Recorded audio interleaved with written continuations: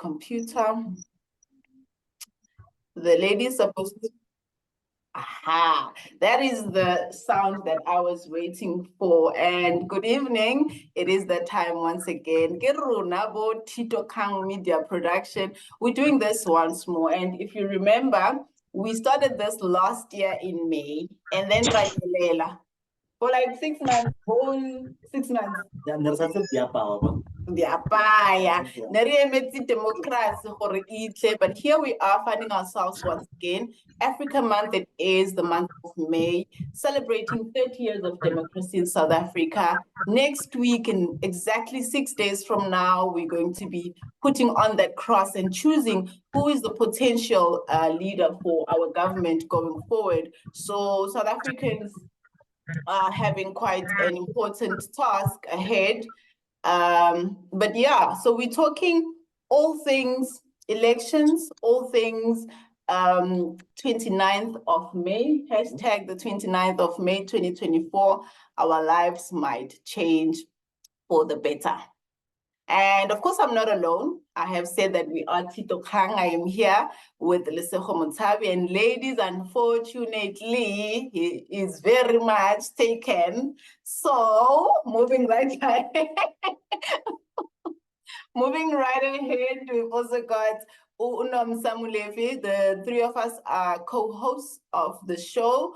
I'm not sure about marital status, Sahanomsa, but she can always let you guys know when it's her turn to speak. I'd like to just welcome everyone who's here, the panelists, and everyone who might be watching at home. Mr. Mutsabi, what can we expect this time around now that the Rebuile Kamaka? Bahaitsu Dumelang, Sanbonani, Botanima Wetu, Tito Kangi Buile, expecta hore Rebuya Kadi Hansadi affecta Africa Borwa Abopara.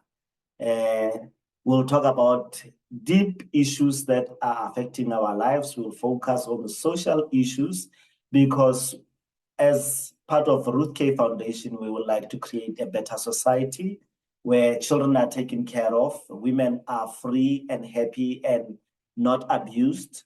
Men take their place, women take their place, and society is better. Welcome to Tito Kang. Hallelujah. And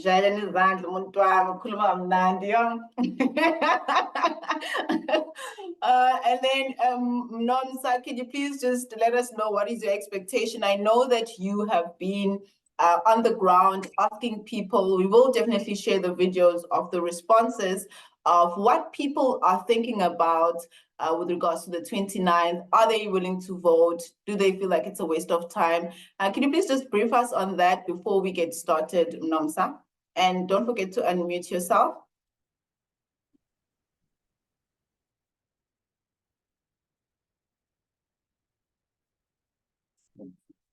Unmute. We can't hear you. Sign language. Still can't hear you, baby girl.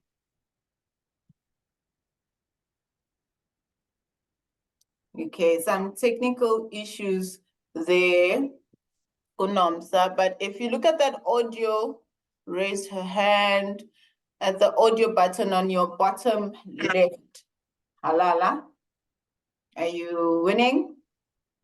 Okay, no, we're definitely online. We will experience such challenges. But from what I saw from the videos that she has shared of people responding to the question, are you going to be voting? What do you feel about voting? The majority are either one, not interested in voting, or two, they feel like they are going to change and vote for different parties, either than the parties that they've been voting for in the past. And the main thing was that they do not see the change that they expect to see. So it is quite an unfortunate position that we find ourselves in. What I think with that, from all the videos, is that our democracy is maturing. We've gone through the teenage stage, the tween stage, and now we are at a point where we want to see, we cannot be bluffed anymore. You cannot promise us things that don't exist. So that's where we are. That's why people are saying what they're saying. True that. True that. Thank you for sharing that. We are a matured democratic republic. Beo seems like she is back online, or rather, should I say Nomsa? Okay, dumalang lekay. Great. Okay. So people are very angry out there, and like most of them, I don't think about vote actually. They're not interested.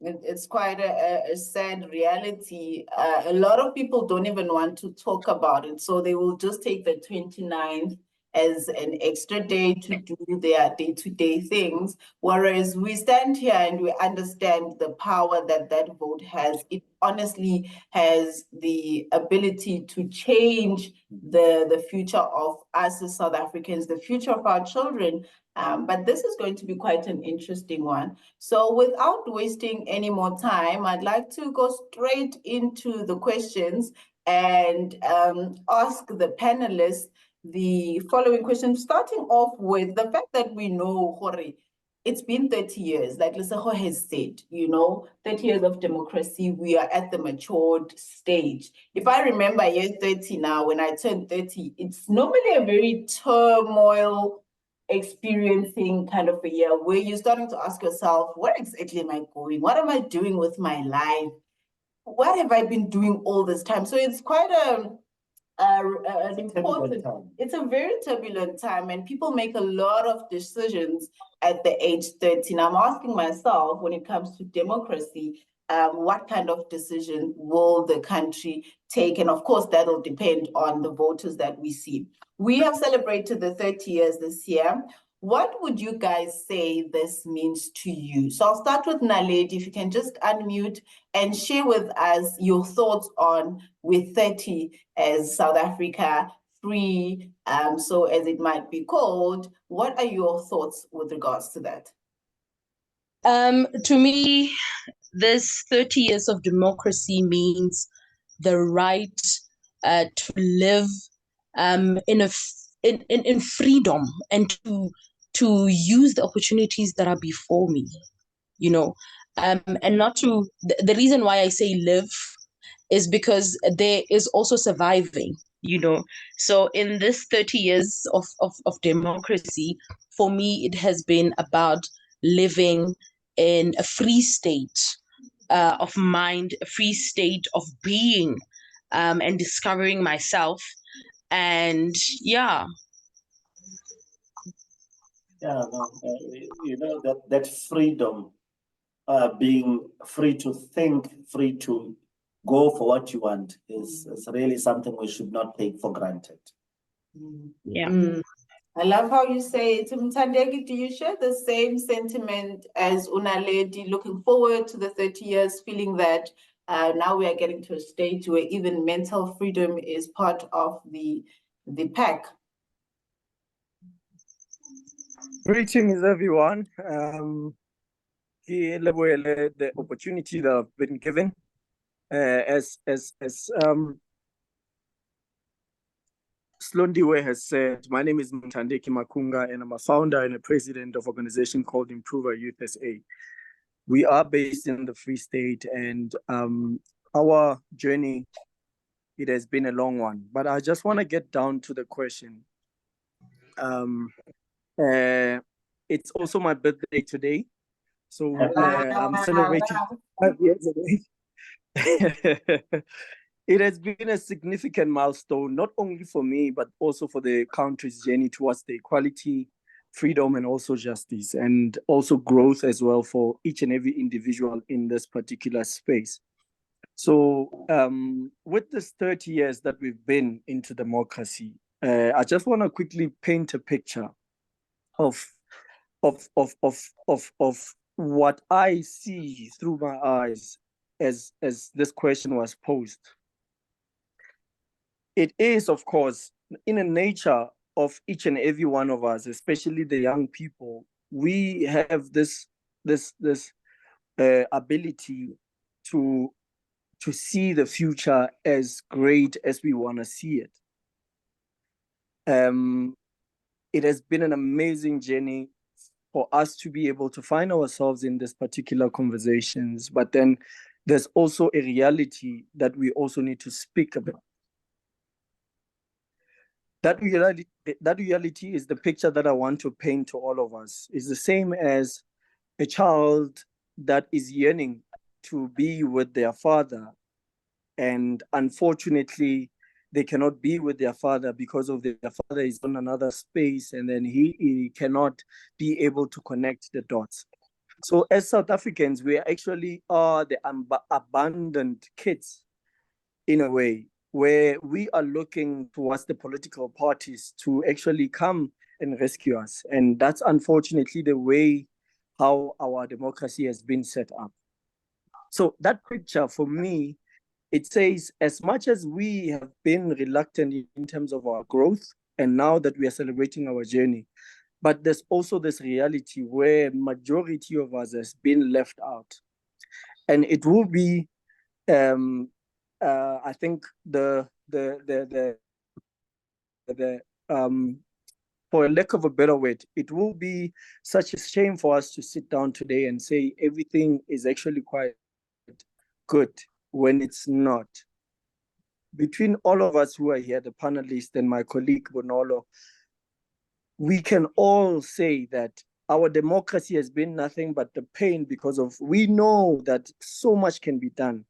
But unfortunately, the reason why we're having this kind of conversations is because of we are trying to educate everyone to say, this is how we are going to map our future. But the reality says something totally different. I think that's where I will start. But then I'm sure that we can be able to engage each other as we go on. But then I just want to, indicate that it has been a significant milestone, and that needs to be taken into consideration. We've got amazing people that have crafted our constitution, and we are where we are today because of those great people. But also, we also need to realize that we have actually sat down without actually realizing that we need to actually realize some of the new dawn, which is growth, which is continued pursuit of more perfect union. Thank you. Thank you so much. Nomsa, would you like to add on anything that Mthandeki has said?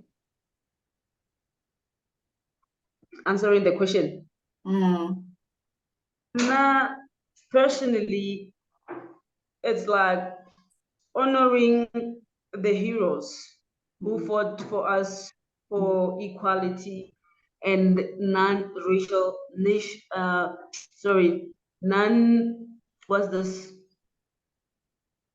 Racial nation. So that we are all equal and one. Okay, so I'm going to leave that one right there. And maybe Nomsa, you can just go through with the second one. We will try and split the questions, so you're not always going to be answering all the questions, but we will just get a feel from all of you. Nomsa, you can go ahead with the second one. Okay, what are the top two positive and negative that you believe democracy has brought us? What are the top two positive and negative that you believe democracy has brought?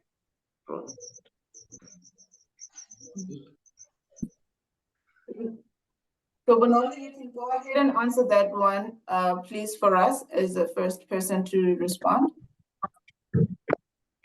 A good day again to everyone. Once again, thank you for having me here. To me, the top two positive things that the democracy has brought was awareness and liberation, that we have rights as human beings, especially as South Africans. We can stand even so for our rights. And the second thing was all the chances that it equipped us with.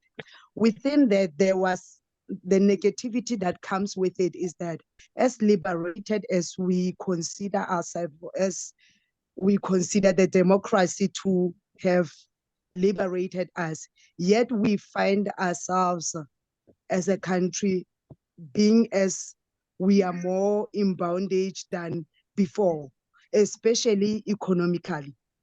The second thing, that democracy, it seems like it has even increased the monopoly capitalism of the poor being made to even get poorer or even be more oppressed, and the rich are getting even more wealthier through corrupt ways. So those are the two that if we can find a balance, I believe as South Africa, we can be a changed and a true democratic reflection country that we were supposed, or that we had fought for to be. Thank you. Bonolo, I love what you are saying, that yes, there's been good things. There's been that part where we are liberated, yet we find ourselves not economically free. And I need to highlight this point that ours was a negotiated settlement. And there was a book that I once read. This is an African writer who reflects on South Africa's journey to democracy. And he says that South Africa, or the people, when they were negotiating CODESA, they negotiated for the crown without the jewels. And the crown has its value from the jewels. And we drafted a constitution that also in somewhat way binds us not to challenge those who possess the jewels. 30 years on, we cannot say it is not time to have a referendum so that we can talk about the jewels. Because those who want the jewels, they are not going to give it to us freely. They are not going to say, Hashem, let's just give them, they need some. They will hold on to them for the next generation that they can give it to them, their own. So we are here, and economic freedom was not part of the negotiation. So I'm concerned about the jewel, right? And I think everybody is. But I also think there must be merit, to what has been done, because I think a lot of times we always discuss the things that we desire to see over the things that have already happened. Yes. But through that, we want to be, part of, get part of the pie of the jewels. We want to have that, but we must also acknowledge how far we have come, because some of us, like me now, I don't know how old you guys are. I don't have an actual experience of apartheid, right? I have experience with racial differences and racial segregation to a certain extent, maybe in the workplace, in the public space. But for those who have maybe experienced it personally, they would be able to give us a better picture on physically, were there no positives that came from it? But I don't want us to labor on that point. Let us go to Naledi and hear your response with regards to this question. Your top 2 negatives, top 2 positives when it comes to democracy. I definitely agree with you, Slondiwe, with what you just said, that we might dwell on what we hope for or what we hope to see, but maybe ignore what has happened and actually acknowledge what has happened. Because for me, my mom, she always tells me a story about apartheid and what they went through as young people during those times. And I try to picture that situation, or I try to picture myself living in that kind of situation, and I see how things are now. And I honestly and truly acknowledge what we've been through and where we are right now. So I think for me, the top 2 positives would definitely be access to healthcare and education, especially higher education, and expansion of social services. Those are the top two that I definitely want to highlight and applaud this democracy that we've seen for this past 30 years. But in the same breath, those same positives, unfortunately, have turned into negatives because we are experiencing poor quality education in previously disadvantaged schools, where you find that the education that you get in, let me just call it a multiracial school, and what you get in a Black school, it's so different.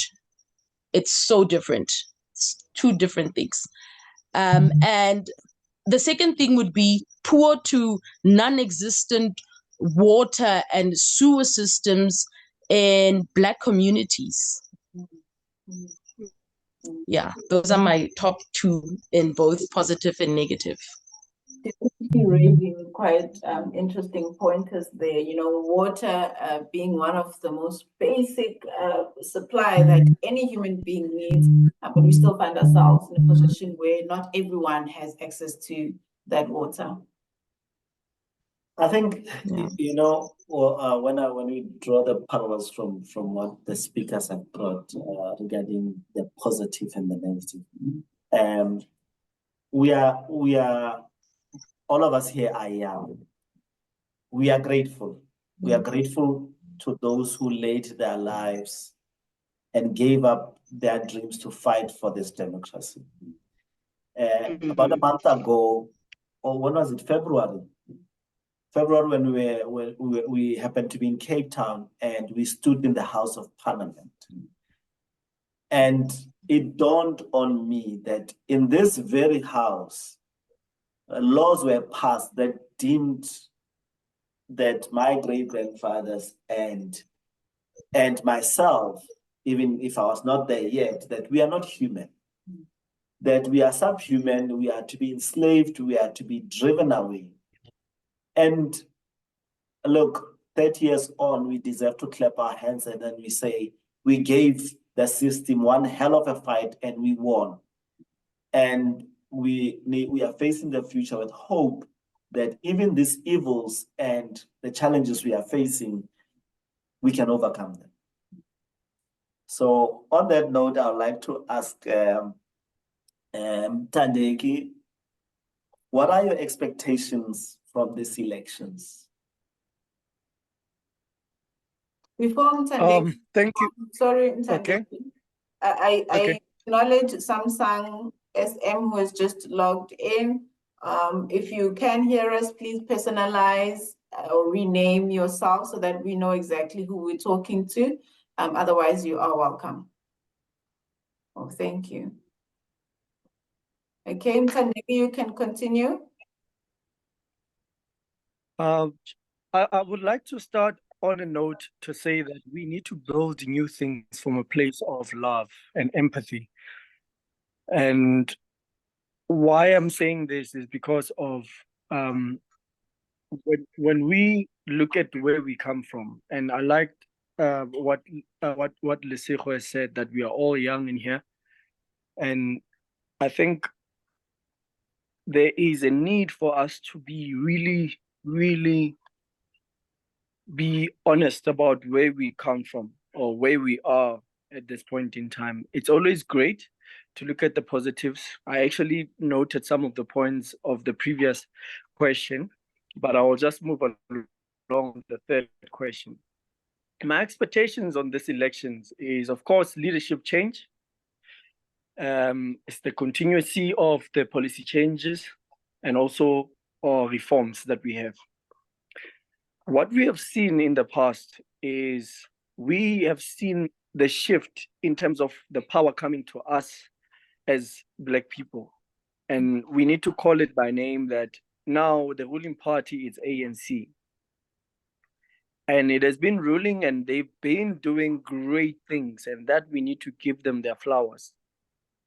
But we all have to look at ourselves in this meeting or in this room to say, what has actually happened in each and every one of us in our individual lives.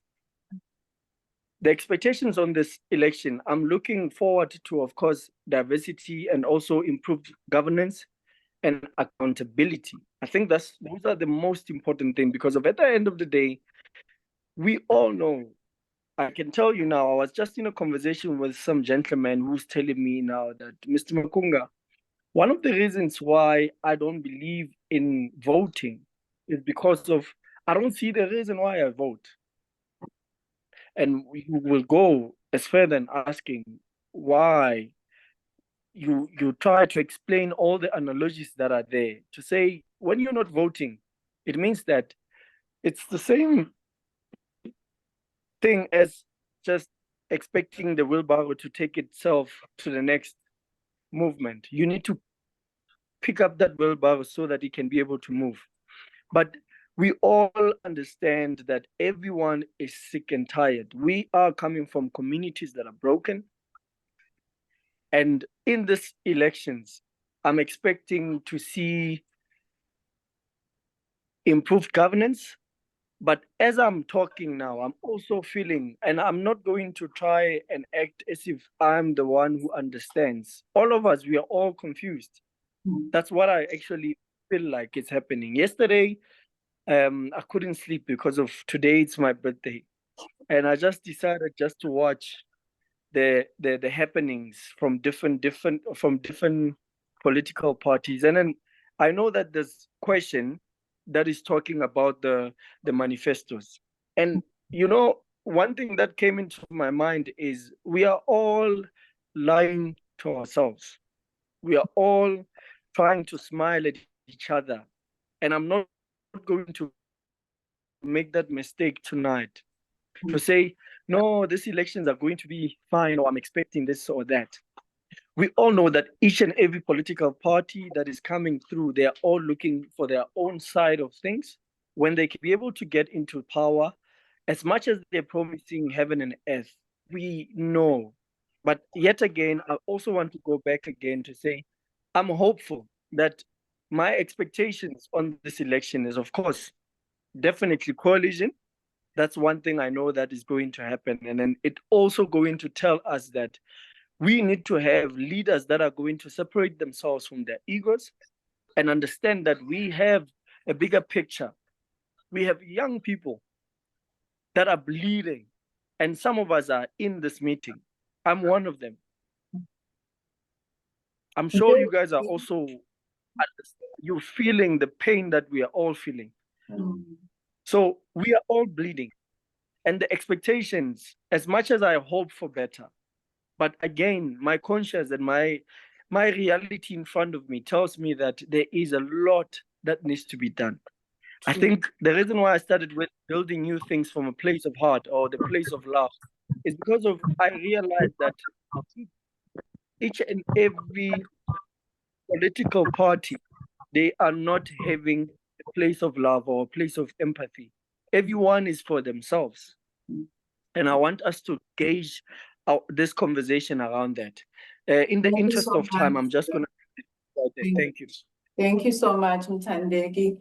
Quite a passionate response there, saying to us that, yes, there is the bright side, but looking into the future and even looking at the present, we need to be really realistic. And for me, the reality is not a nice place to go to, you know, it's not something, as much as we need to, but it doesn't feel good to really ask myself, you know, the deeper questions about the 29th. I think that's why we are here as TikTok. We are going deep. We will talk about the things that are uncomfortable. And the uncomfortable thing is that we've been lied to. The uncomfortable thing is that we are watching certain dreams that we had of who we are falling apart as a nation. There are political parties that are calling for separation or the breaking up of the state. That, to me, I find it quite concerning. There are people in the political forum who are even starting to talk about tribalism. So the expectation, ladies and gentlemen, on these elections, they go way beyond bread and butter. They go to the very stability of our nation. True. Thank you for that. I'm assuming Ubabu Ubuthelezi has just joined us. Baba, do you care to briefly introduce yourself and then unmute yourself and respond to the question of what are your expectations for the 29th of May being our election day, Baba?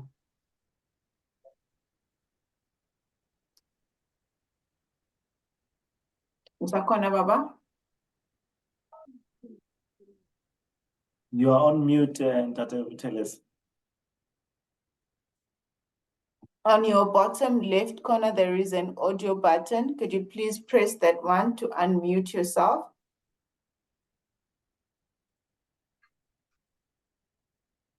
Okay, we will move on to the next question, just so that we can try and cover Iskati. Nomsa, would you like to take that one? Okay.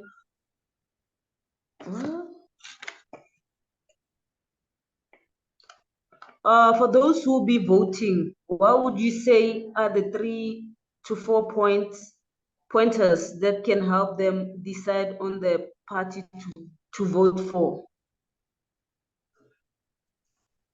Naledi, would you like to go first on that one? All right, no problem.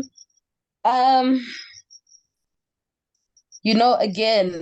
like we the problems that were previously or during apartheid, the problems that were problematic for our parents were resolved and then became problems for us again.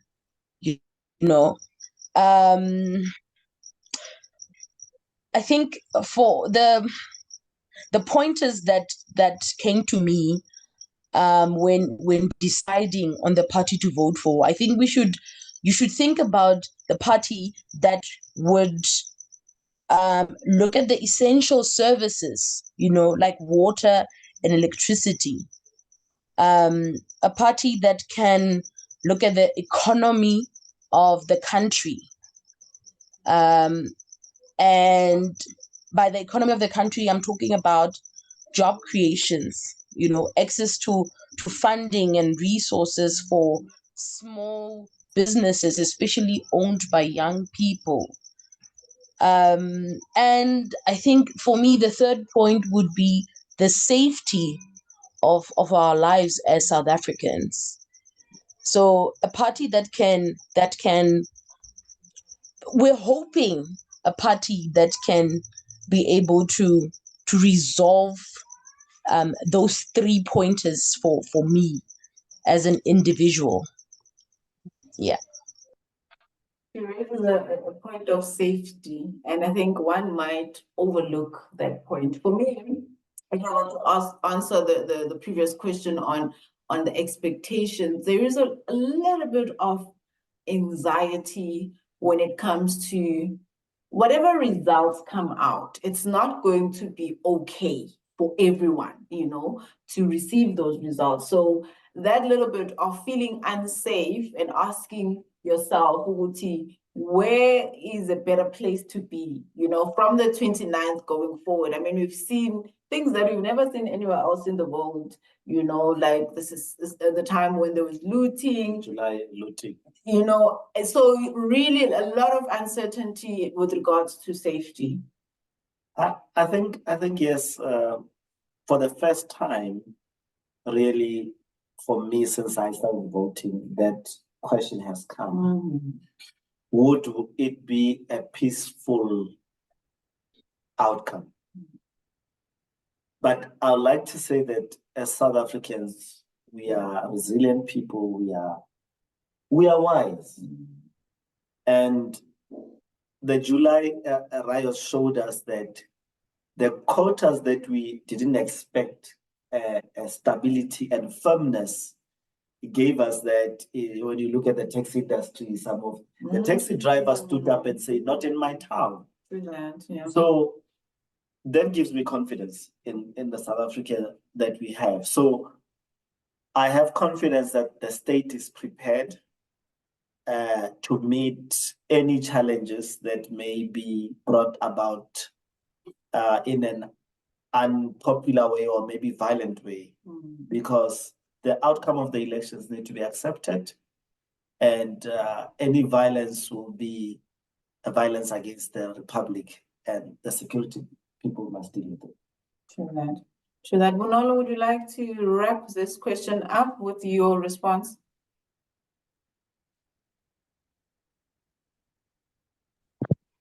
You know, for me, especially when we are talking democracy, democracy is the people. And like we've been talking about the riots and the extreme cases that we've seen within our country. For me, parties can make promises and we can still even refer to say they might not adhere to it.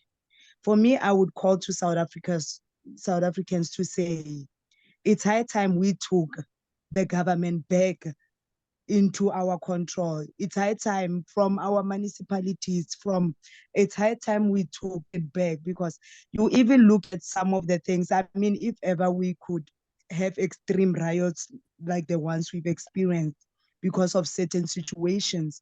Now, if ever we are so much not satisfied with the services that we are getting, with the basic needs that we are restricted, or some are not even having access to, why can't we turn that energy to turn it to saying we'd rather invest into it, fighting for a better country? So I would say on encouragement on which party to vote for, and which I really don't have any base, because like I'm saying, promises have been made. We know where we are coming from within the 30 years of now, saying we're within the 30 years of democracy, and it has not been. So it's up to us, the people, to choose our battles wisely and invest into those battles that in the end, they get us to really living a democratic life that we need and that we deserve as a country. So for me, that's my wrap up to the question of how would I encourage people to vote, or what should they consider? I'm saying let's get back to our power and utilize it effectively. Thank you, ma'am. Bonolo, what you are saying is what is envisioned in the Freedom Charter: the people shall govern. So I love what you are saying. Let the people govern. You know, what does that look like? What does that look like? That looks like the community having power to recall a council. That looks like the people saying, we are not happy, we would like to call maybe, call recall or call elections early, where really a mass mobilization is possible. Right now, we are at the mercy of political parties, which is a clique of people, so it needs us to look at how are we governed as South Africans, but let's not go too much on the system of governance. What are some of the topics, and this I like us to really say what is new, maybe. What are some of the top topics in party manifesto that have caught your attention? What has caught your attention in terms of what are they going to do, and how are they going to do it? Maybe, yeah. Have you had anything, Mthandeki? Oh, Naledi?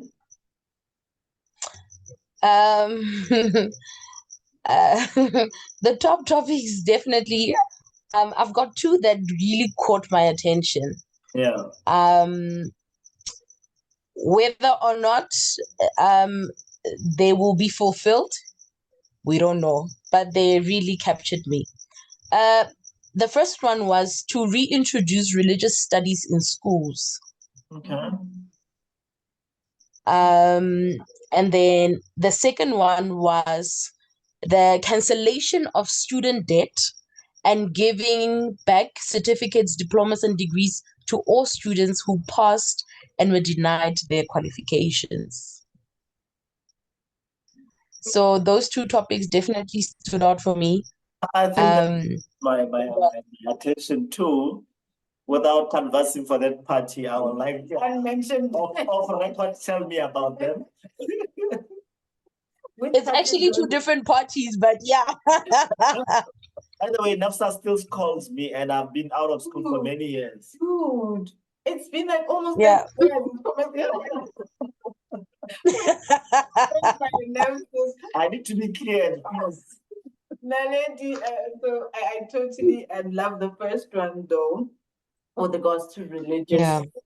It's a question, Yaguti, in the beginning. What was the problem? Why was it Exactly. that it needs to be removed? And so in this family, then we are in a journey of really falling in love with being Africa, looking at things that make More Africa to shine, asking questions about why is it Botswana balilini?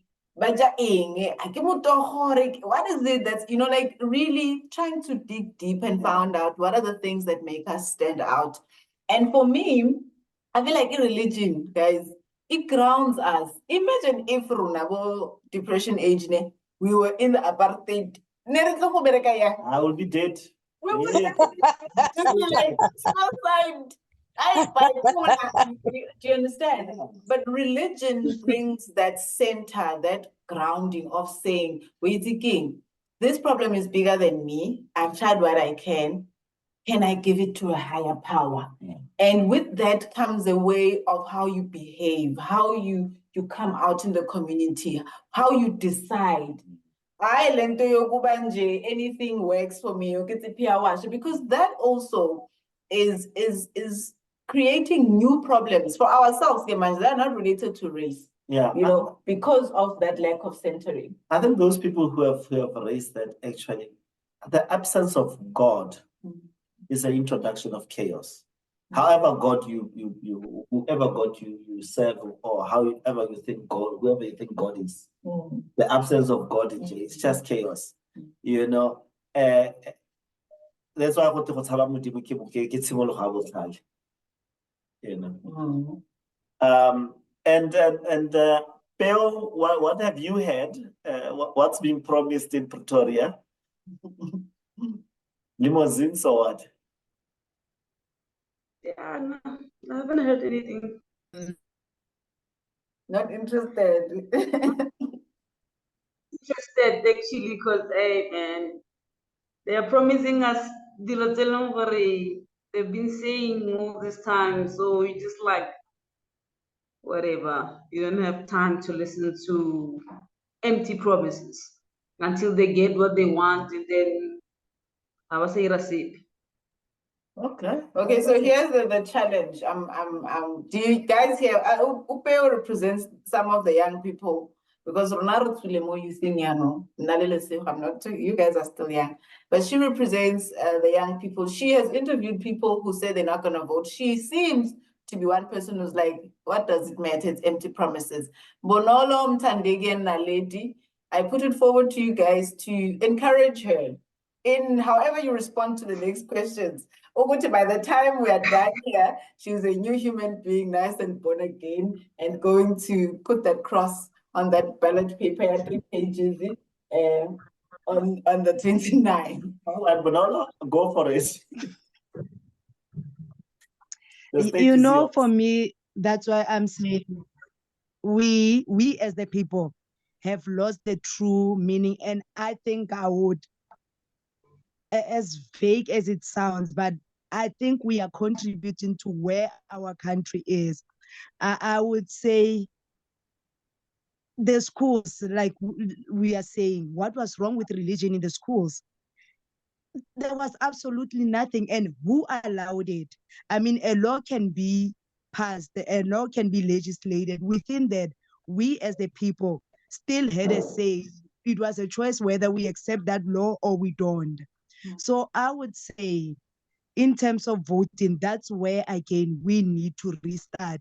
Just like it happened in 1994. Yes, we might have missed it, that in terms of the negotiations, we missed the economical part and so forth. Within that, I'm saying now that we are in 30 years, we are deciding better. Like Usis Stondi said when he started that, 30 years is where a person starts to decide, Kuti, are they maturing, are they going forward, or are they going backwards? Of which within our democracy, I would say that's very much a state where we are at to say, yes, whatever has happened, but we need to restart again. Because the fact is that whether we vote or not, we contribute. Not voting, you might find those few votes, they might have decreased because having a seat in parliament, it requires a vote. So having a vote, whether you vote for the party, but having a vote, it contributes to crediting the party or to discrediting the party that can win or cannot win. Within that, I would encourage us to say, you know what, let's get back to starting now. Right now is the national and the provincial.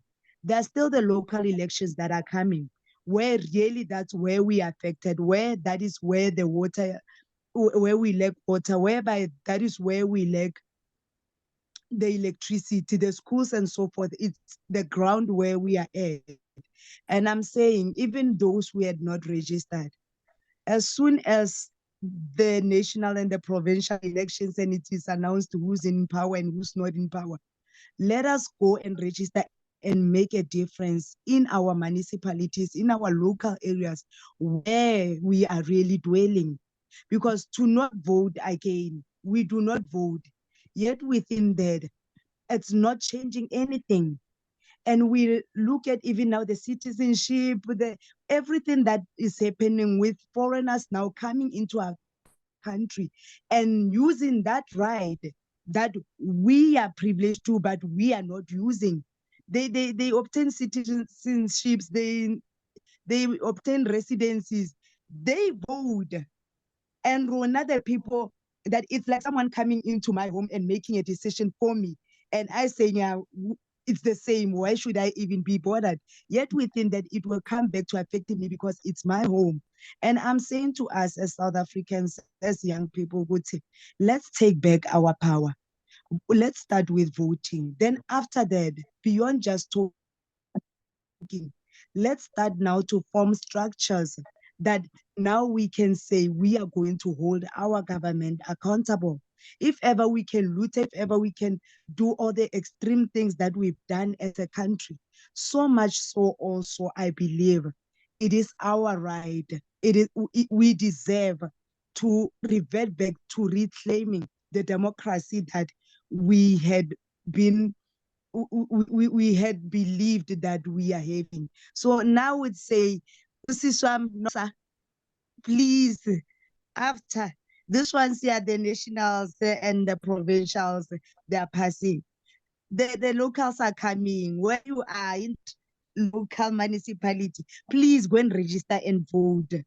So that I believe one thing that I believe, one big thing is I'm totally closing now. One thing that I believe in saying, rather fail, have tried, than to fail, have not done anything at all, because that's literally what we are doing.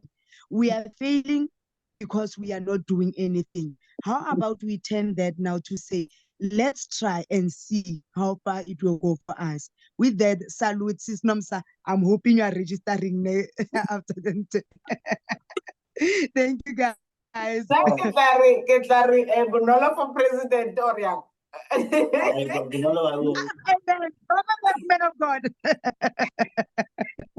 No, I'll be the first female South African Black president woman. Yes. That would be something. And you must vote. Go Hey, no, for when it. I contest for president, I must have your vote.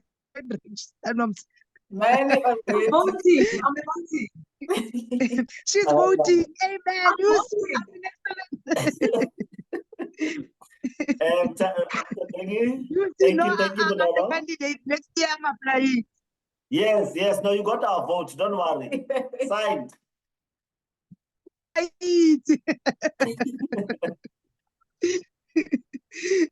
Thank you, guys. Thank you, Mthandeki, what do you have to say? Oh, wow. What a beautiful analogy that you have there, my colleague, and then Amandla to that. I just wanted to add, I think we are on a mode as South Africans, and then now that we're speaking to NOMSA, but then I feel like Bonolo has done justice there, you know. But then I think my saying is to say we're choosing trust over doubt, because of the only way that we've always worked, like Bonolo has said, we have many of youth in our communities that are complaining, but then they are not part of the restructuring of how we want to see our South Africa. And just going back to the question, I see the manifestos that we have. I've actually noted the one thing that is very personal to me is the school prevention strategies that the manifestos are having. And then one thing that I've picked up in all the manifestos, despite of having 300,000 dropouts of young people dropping out from school each and every year, that is a bit of a concern. I'm not too sure about you guys, but then looking at the positive side of things, there has been quite a lot of direction in terms of making sure that we have like your abets and all that. But then, as Nelson Mandela has said, that education is only going to be the drive of the better future of South Africa. And then we look at how the EDC are being run in our communities. We still are not developing our people to actually be the change of how we want to develop these young people to become who we think that we are today, because I believe that we are the change of the future that we are trying to envision. That's my first point. And the second point is I wanted to speak to this particular one. And in short, the encouragement of my vote, I think the most important thing, the vote matters. It's important that each and every single young person go out there and cast their vote, because that's the only way that we can be able to envision the better South Africa that we want, the shape of the future that we want to see. And then I think the other thing is, when you look at this, the manifestos, you need to really look at what speaks to your values as a person, right? What speaks to your beliefs? And then you need to really sit down and look at the clear and achievable manifestos. And I think it's a homework for all of us. And I yet put it back to us again, because I believe that as much as we are talking to NOMSA as one of the person that does not really show where they stand, I can really tell you that there's a lot of NOMSAs out there, and our work is, we've got mammoth task in front of us. And that's the reason why we're having this conversation, because we are trying to say to majority of civil societies or young people in the communities and say, guys, your vote can lead, for you not to vote, it can actually lead us to disenfranchisement. And it can also perpetuate the status quo of South Africa. So it's very important that we participate and make our voice heard. And the only way we can do that is to go there and register. So in that, whatever that I've just said, I think the key words here is we need to choose trust over doubt. We've been in doubt for the longest time. And we just need to trust that going there to the polls will definitely yield the results that we want to see at the end of the day. Thank you so much. And I also vote for you, Bonolo. I'm behind the women, the women leadership. Amanda. Amanda, Thank you. You will be my full time. So you please get started with the poster. Okay, no, definitely we'll do that. All right, all right. So can I just Yeah. want to add something there. Yeah. Bonolo spoke about it, and Mthandeki is also mentioning the responsibility that lies with the individual. And I think I spoke to you about this earlier, saying, yes, there's democracy, no? Yes, there's a government that is governing the country. But for me, some of the things that are happening, I'll make an example, maybe it's too far wide, ne? When a person gets a hand me down, or a person is given a thing that they did not work for, it is different from a thing that a person has put effort and has worked for, right? I'm not gonna, let's call it a t-shirt. I'm giving you a t-shirt, Naledi Nomsa, get a nice t-shirt, you can wear that, and you are not going to think of ways to either make your own t-shirt or find a way to buy, have the buying capability to purchase that t-shirt. Where am I going with this? The question is, yes, the government is in charge of a lot of things, but what are the things that we as individuals should be doing, to assist this government? Because we sit in our corner and we're like, yo, we need money, it's COVID, the government must do something. Yo, I don't have a roof over my head, the government. When do we take that ownership or that responsibility to say, first, I must try me. And then this is the border where the government governs. Government is not trying to govern me as a human being. Do we rely on them so much that we just like, ngizothola imali yeqolo, and then if I have 8 kids and I multiply this mali yeqolo by 8, I've got enough money. So maybe I don't know how you can fine-tune my question.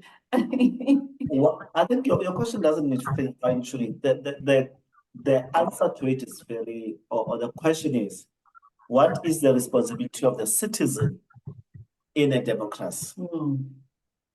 The first responsibility is to elect the leadership, as Bonolo said. So in other countries, it is not an option. It is a requirement.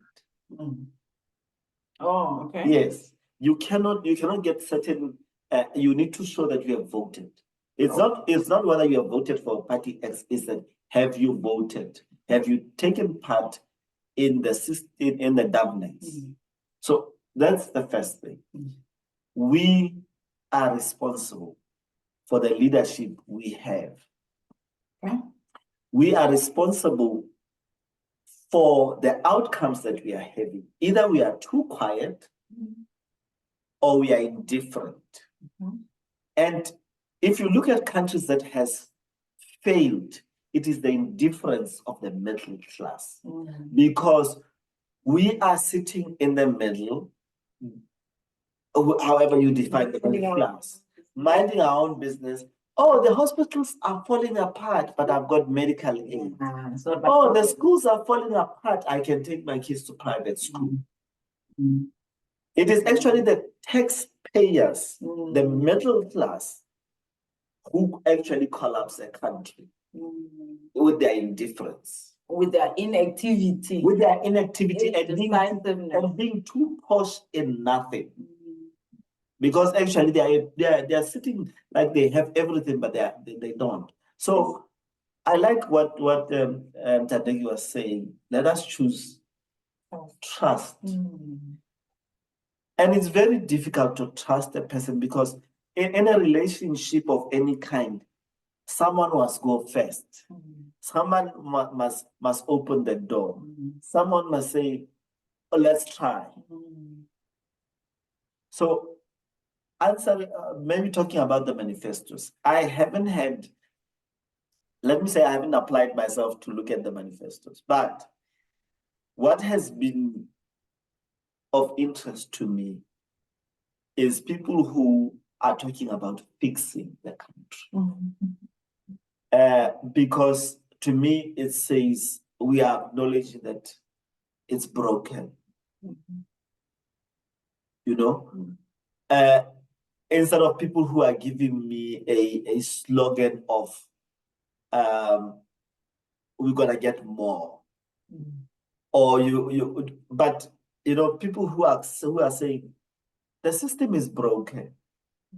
Okay, now when we know that the system is broken, we can bring the tools to fix it. And FW de Klerk once said something, and I believed him, and I still believe him even now. In his grave as he's gone, South Africa does not have a skills problem at the time. South Africa has a skills management problem. Okay. There's a difference. We are squandering our resource. We are squandering the resource that is our human capital, our people. If we allow the education of our children to collapse, then even if we build factories, even if we drive the economy now, 50 years down the line, there will be no one to hold it up because we did not invest in education. So how would we change that? Let's go and vote. Let's go and say, I'm gonna get my hands dirty. At least in our generation, I can be involved in issues that affect government without being shot. So for me, to my younger brothers and sisters and everyone, every time I feel like I'm not going to vote, sometimes I normally go to the voting station just before they close.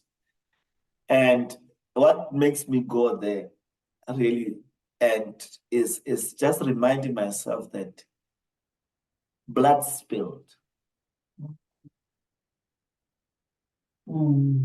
Blood spilled.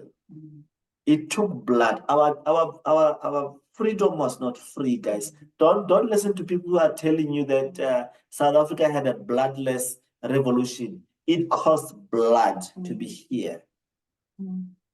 So for me, whenever I think about the Steve Bikos of this world, the Solomon Mahlangu of this world, I have never met them. But I say to myself, when you hear our current Minister of Defense, Madam Modise, when they talk about the torture they went through, you realize I can't afford to fold my hands. This freedom came at too much a cost for us to take it for granted. That's so heartfelt, guys. You guys should be in Parliament the most. But he wants to cry now. This guy next to me. No, it's that deep for me, guys. It is. It's an actually really a deep sentiment because and I think I have a challenge with the word that you like of fixing the country, and I love the part of you saying that blood was spilled over our democracy. For me, it's not a matter of fix. It's a matter of what is the next step? Because we have been able to go on to step one. The child was born, the child started walking, talking, has done so many things now. Yes, there are mistakes along the way. Okay, what is the next step? Maybe we need to change the child possibly, but it's not a matter of broken beyond repairs. It's a matter of where are we right now as a country? What are the new things? Are we not looking for new type of leadership? Are we not needing people with innovative minds? Are we missing something? And for me, it's definitely not fixed, but it's rather what is the next level. And we have spoken about economic freedom. And I think Naledi had mentioned mental freedom as well, which is something that, we affects us all to say, are we secure in our thinking? Are we in a good position when it comes to our mental health? Naledi has been really quiet. What are you thinking about, Mogel? I'm thinking about not voting, and the impact that has on us as young people. And like Umdilisiho said, that blood was spilled, that is so important. And I feel like some young people might be like, It was not my blood. It was not my family's blood. But that blood bought you freedom, you know. I think for me, it's very, very, very important to vote. Not voting makes matters worse. Decisions will be made on your behalf. And I think young people don't realize that your vote is actually your voice. I would like to touch on the politics of elections that young people are not aware of or might not be aware of, you know, is that voting contributes to determining the age groups in areas. If as young people you don't vote, then it means that in that, let's say in extension 1, no 18 to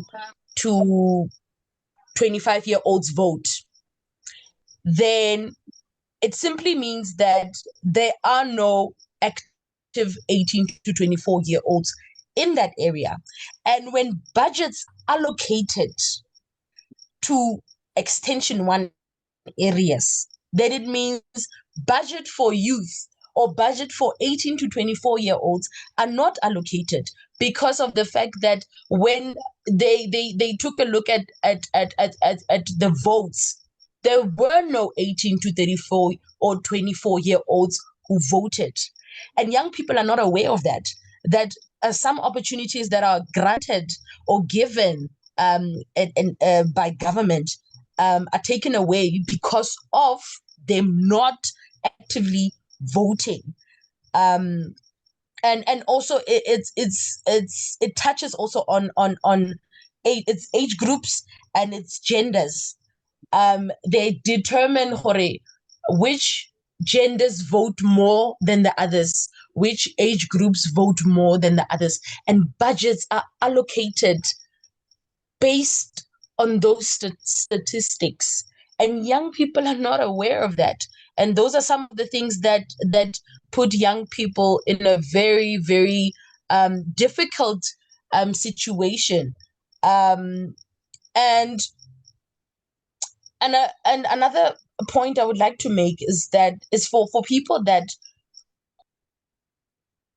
have maybe previously registered, and they've voted elections years back, and they are under the impression that they are not eligible to vote now because they had not recently registered. But they're not aware the fact that they had voted before, then it means they are on the voters roll.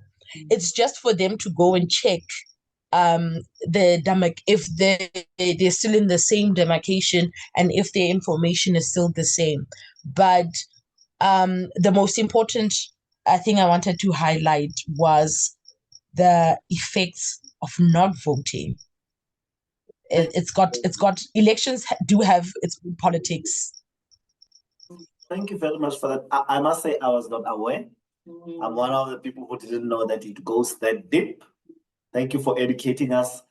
Ladies and gentlemen, Tito Khan, you will get educated, you will get entertained. Definitely. I think it's an important thing that should. Yeah, it's an important thing. Mm-hmm. It goes a long way. It does. And I also just wanted to add, just on top of what you were saying, Naledi, I get we're going to be discussing this topic as we were preparing, and I'm thinking in my head, yes, Londi, you haven't even checked your stuff. You don't even know where you stand. So there is a number that people at home or you guys can also just send an SMS to. It's 32810.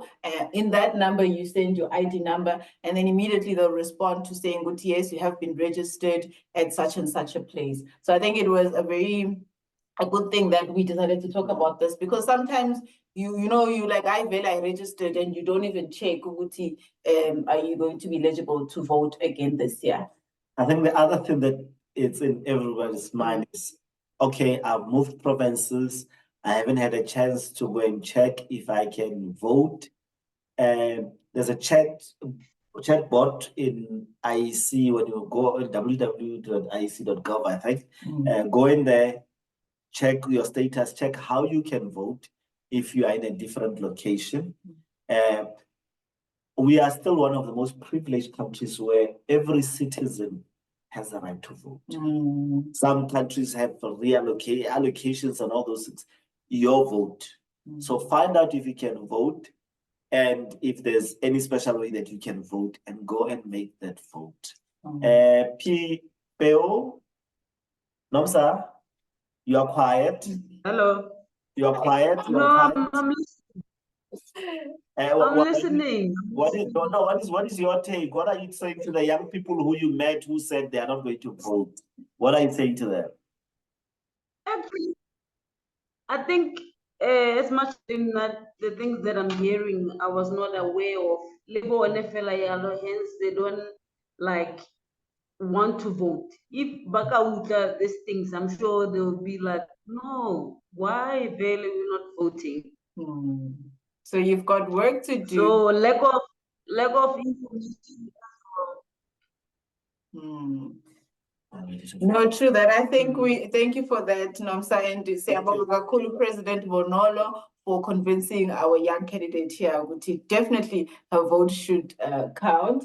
And we're going to be wrapping it up. Roman still has something to say, but I think Yes, I do. I know now we are a sharper guys, but I think we've got such knowledgeable people, Yes. and I would like to pick their brains here. Is it the first time this election where we have independent candidates on a national scale?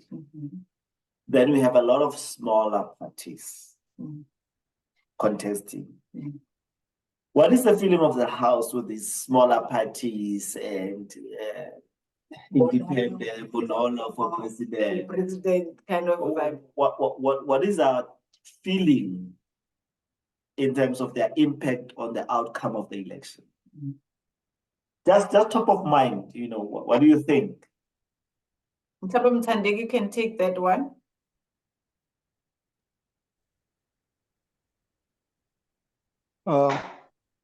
Thank you so much, colleagues. I'm also learning as we are conversating. So I think what comes into my mind, these small parties, they're bringing independent candidates, right?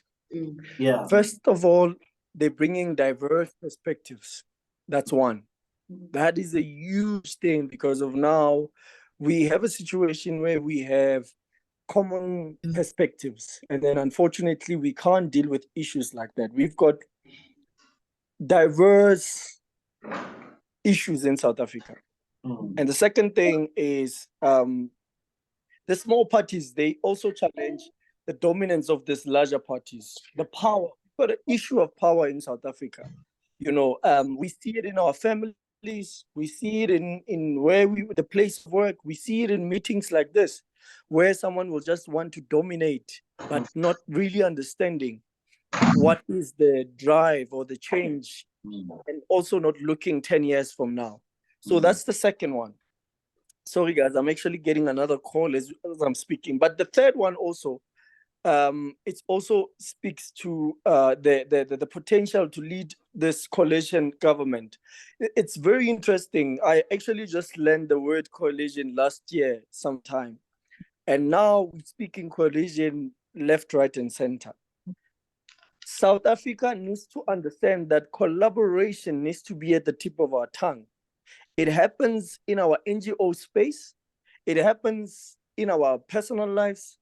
As we collaborate, we actually have a power to be able to see Vision 2030. Today, I was reading about Vision 2050. Other countries are actually planning over 10 years from now.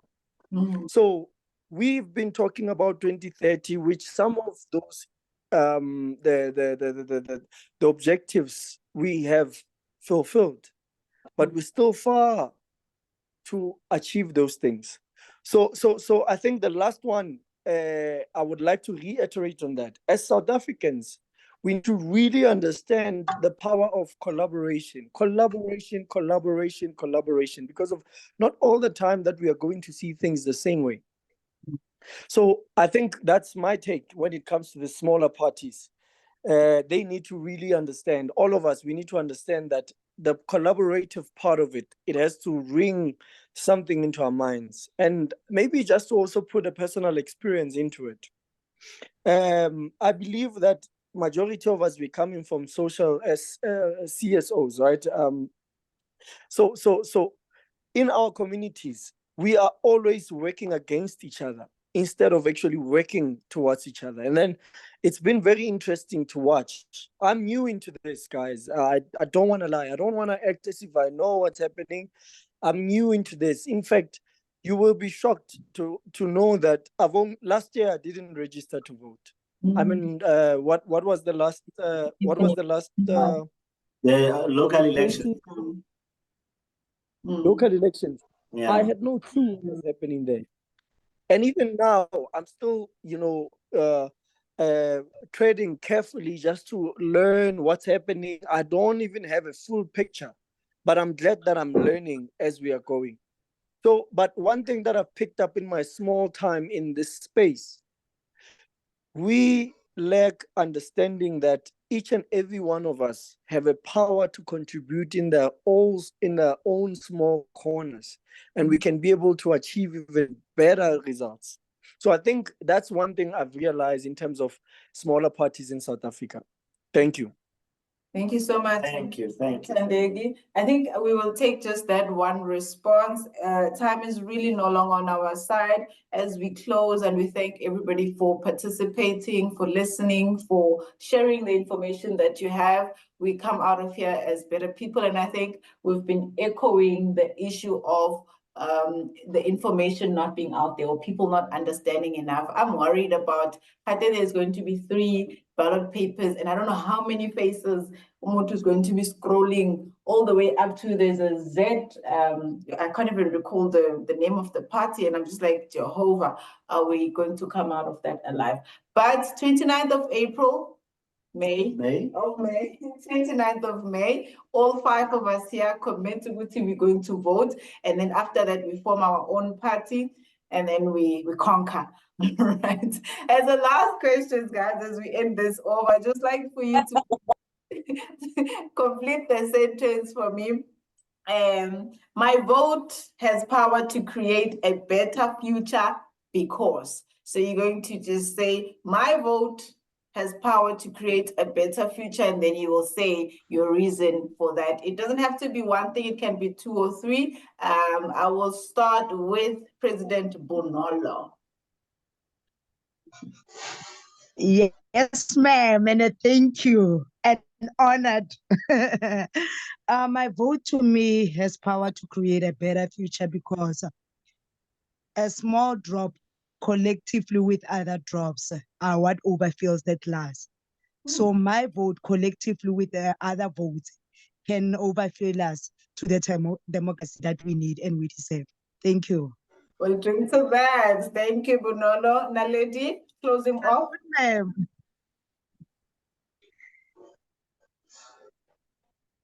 Naledi, are you ready? My vote has power to create a better future because? My vote has the power to create a better future because my sorry. My vote has the power to create a better future, and I am going to make the right choice. Okay, your network went down. Please start again. Please go from scratch. Oh, okay. All right. Can you hear me now? Yeah. Yes. Right. My vote has the power to create a better future because my vote is my choice, and I am going to make the right choice. Make the right choice. Ready for president. And I get to hold this committee. How are we going to choose one person, guys? We only need one. We'll set terms. 5 years, 5 years. Okay, Mthandeki, wrapping it up for us and giving us a response to that last one.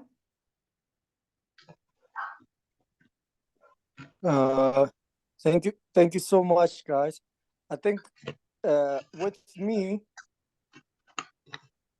I'm thinking My vote has power to create a better future because of, first of all, it's my vote, it's my experience, it's my choice, it's my contribution of shaping a more just, equal, and prosperous society for all of us, especially my kids and the future that is coming. Thank you. Man, I see Sharon is like, come on, it's about president. Just go to And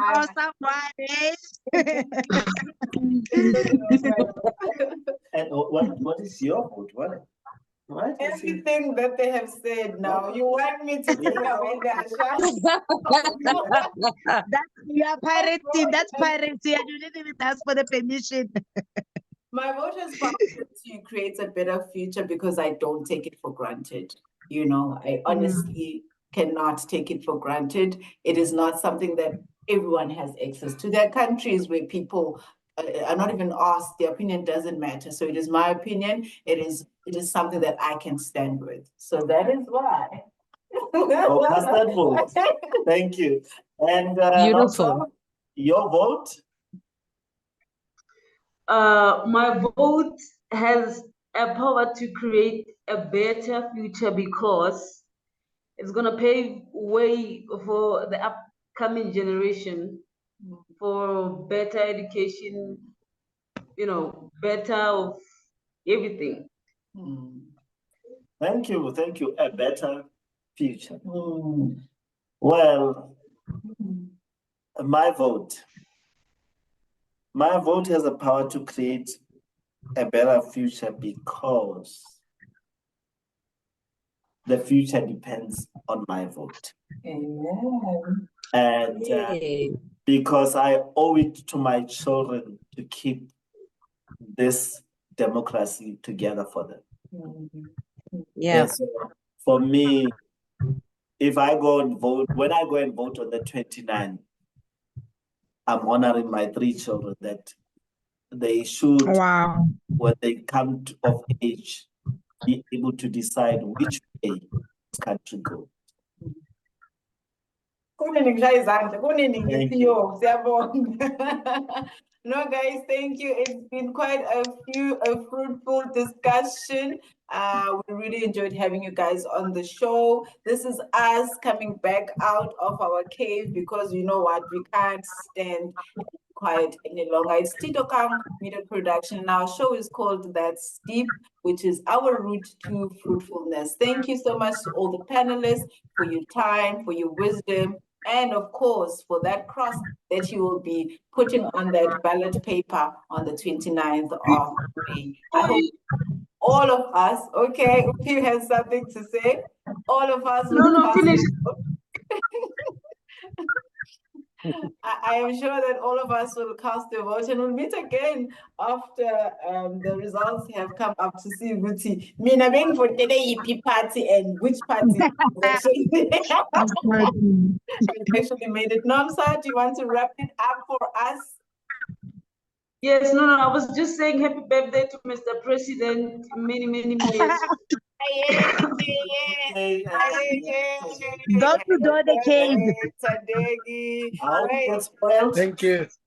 No, Happy definitely. birthday, Thank you so Mthandeki. much, guys.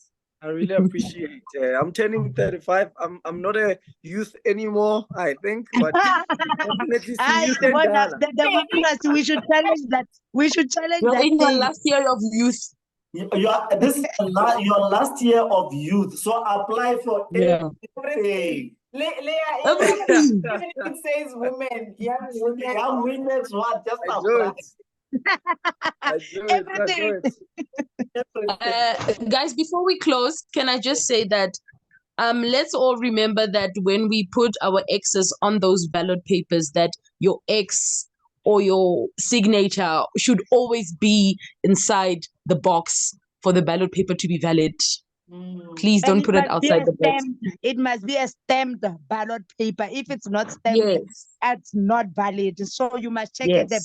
That stamp, how you must stamp before you go and cut it. In the box. Yes. No, on the ballot paper. On the your ballot paper has to be stamped at the back. Secondly, you need to make sure that your X is within the box.